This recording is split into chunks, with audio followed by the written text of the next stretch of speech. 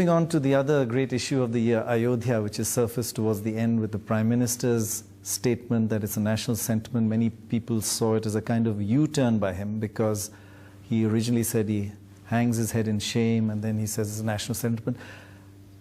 Forgetting the politics for a minute, you were there at the time. What were your personal feelings, if you could live through them once again for us? Perhaps 10 or 15 days later, I wrote a couple of articles for the Indian Express. And I described that as the saddest day of my life. You said that it was the saddest day. So what were your feelings as you watched it happen in front of you? It was something, one loses control, that kind of situation. And we did lose control.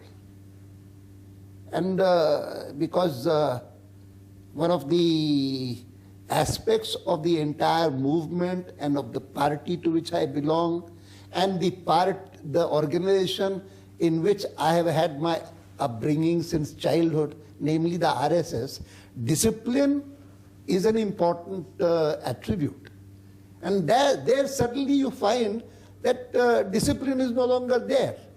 And all that you are saying, even from the microphone, is not being heeded to. Till today, frankly, I do not know whether it was mob fury, a mob going out of control, or a small determined group which did not agree with the leadership of the movement, who thought that this should be done. I'm not clear in my mind, frankly. But while you were sitting there, did you feel that this is a terrible mistake? No, not the movement. No, the demolition. Yes, it's a terrible mistake, no doubt about it. In fact, I first asked Uma to go and pull them down and tell them not to do it. Then when she came back and she told me that there are people on the top who are speaking Marathi, they are not following me, I sent Pramod. Pramod went there, and he also came back disappointed. And then I told the police officers who were with me that I would like to go there.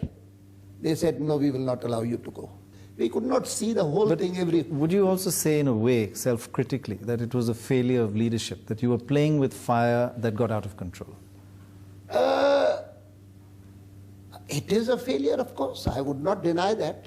And I remember the RSS leader, Raju Bhaiya, who was not there on the spot.